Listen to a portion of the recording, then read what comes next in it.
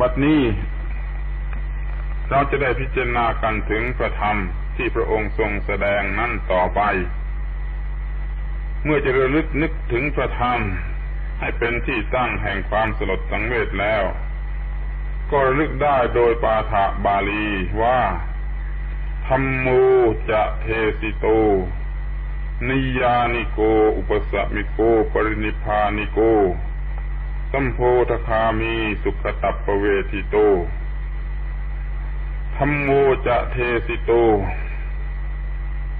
อันหนึ่งพระธรรมนั้นพระผู้มีพระภาคเจ้าได้ทรงแสดงแล้วนิยานิโกเป็นเครื่องมือนำสัตว์ออกไปเสียจากความทุกข์อุปสมิโกเป็นเครื่องทำความสงบระงับดับเย็นปรินิพพานิโกเป็นไปเพื่อปรินิพพานคือดับสิ้นสุดของความทุกข์สัมโพธคามี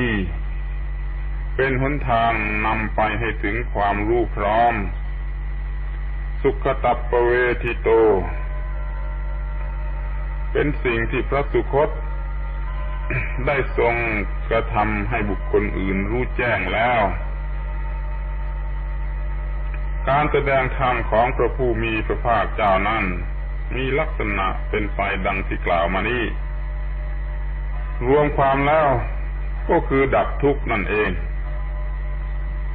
ธรรมที่พระองค์ทรงแสดงนั้นเป็นไปเพื่อความดับทุกข์มีพระนิพพานเป็นที่สุด แต่ว่าสิ่งที่น่าสลดสังเวชนั่นก็คือข้อที่ว่าคนทั้งหลายมักจะรู้จักพระธรรมกันแต่ในฐานะที่เป็นเพียงคำสั่งสอนของพระพุทธเจ้าเฉยๆรู้แต่เพียงว่าพระธรรมคือคำสั่งสอนอย่างนี้ก็พอแล้วความสนใจก็ไม่ได้เกิดขึ้นว่าสอนอย่างไรสอนวิธีใด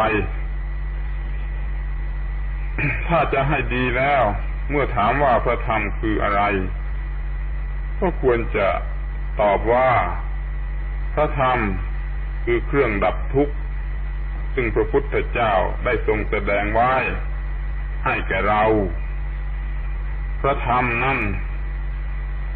อย่าได้เป็นเพียงคำพูดเฉยๆเป็นเพียงพระปริยัติธรรมเฉยๆเหมือนที่เข้าใจกันโดยมากแต่ต้องให้เข้าใจว่าพระธรรมนั้นเป็นตัวเครื่องมือโดยตรงเป็นเครื่องมือสำหรับใช้และใช้เครื่องมือนี้เพื่อทำลายความทุกข์ให้หมดไปคำพูดล้วนๆนั้นใช้ดับทุกข์ไม่ได้คำพูดเฉยๆใช้เป็นเครื่องมือดับทุกข์ไม่ได้ต่อเมื่อเป็นการปฏิบัติโดยแท้จริงจึงจะเป็นการดับทุกข์ได้ตัวธรรมะจริงจึงหมายถึงการประพฤติการกระทำชนิดที่เป็นเครื่องประหัตประหารความทุกข์เท่านั้นตัวหนังสือประหัตประหารความทุกข์ไม่ได้แต่การประพฤติปฏิบัติทางกายทางวาจาและทางจิตของบุคคลนั้นเป็นเครื่องทำลายความทุกข์ได้นั่นแหละคือตัวพระธรรมจริงดังนั้นคำสั่งสอนหรือการแสดงธรรมจึงเป็นเพียงอุปกรณ์สำหรับ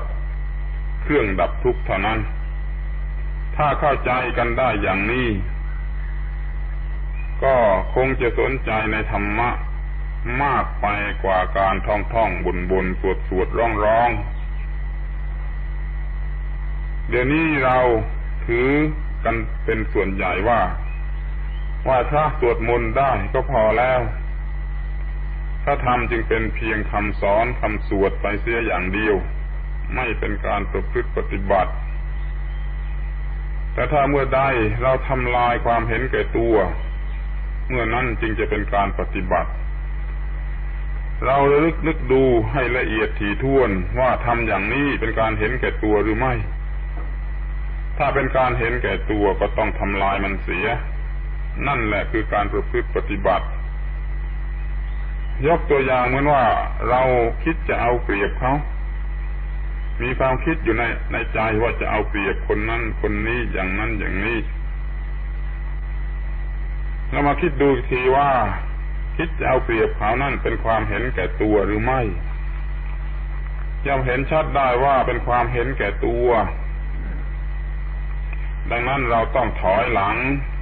ออกมาเสียจากความคิดที่จะเอาเปรียบเขาอย่าได้คิดเอาเปรียบเขาแต่แล้วก็คิดในทางตรงกันข้ามคือคิดช่วยเหลือเขาหรือยอมให้เขาเอาเปรียบจะเป็นการดีที่สุดถ้าเรายอมให้เขาเอาเปรียบได้เราก็ได้ทำลายความเห็นแก่ตัวของเรา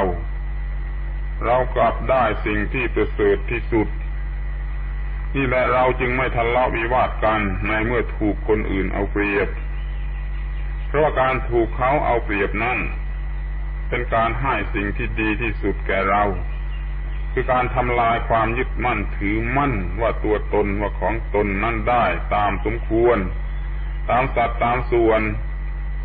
เรากลับได้สิ่งที่ดีที่ประเสริฐที่สูงสุดยิ่งขึ้นไปเพราะว่าเขาเอาเปรียบเราแต่เดี๋ยวนี้คนโดยมากไม่เป็นอย่างนั้น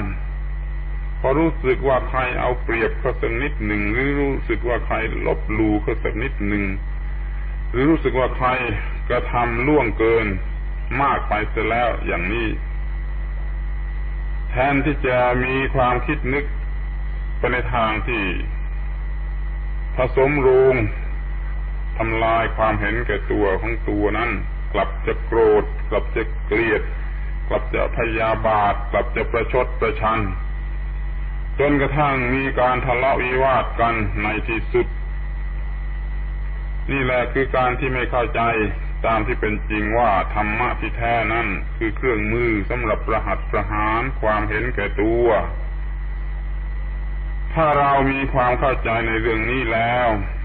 เมื่อใดมีโอกาสที่จะทำลายความเห็นแก่ตัวเมื่อนั้นเราก็จะยินดีอย่างยิ่งเราก็จะพอใจให้คนอื่นเอาเปรียบพอใจให้คนอื่นลบหลู่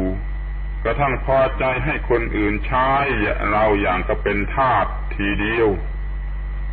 เพราะว่าเป็นเครื่องบรรเทาตัวกู้และของกู้ได้มากยิ่งขึ้นสำหรับคนที่มีตัวกูของกูจัดอยู่ในเวลานี้มีตัวกูของกูซ่อนเร้นอยู่อย่างลึกลับในเวลานี้ขอให้มีความคิดอย่างนี้ด้วยกันทุกคนเถิดไม่กี่มากน้อยก็จะก้าวหน้าไปพรวดพราดไปตามทางธรรมะของพระพุทธเจ้ามีความเจริญในธรรมะของพระพุทธเจ้าทั้งโดยส่วนตัวและโดยส่วนรวมเพราะว่านี่แหละมันเป็นหนทางที่จะออกไปเสียจากความทุกข์เป็นไปเพื่อการทำความสงบระงับดับเย็นและเป็นการทำความรู้แจ้งตามที่เป็นจริงในสิ่งทั้งหลายทั้งปวงว่าไม่ควรยึดมั่นถือมั่นสิ่งใดๆว่าเป็นตัวเราหรือเป็นของเราดังนี้แต่เดี๋ยวนี้ทั้งพระทั้งเณรทั้งฆราวาสทั้งชาวบ้านก็เหมือนกันไปหมดในข้อที่ไม่ยอมในข้อที่ไม่ยินยอมเพื่อจะให้เกิดการทำลายความเห็นแก่ตัวแต่กลับยกหัวยกหางยกหูมากยิ่งขึ้นไปกว่าเดิมธรรมะจึงช่วยไม่ได้นั่นแหละคือข้อที่ควรสลดสังเวชอย่างยิ่งในโอกาสนี้ที่เกี่ยวกับพระธรรม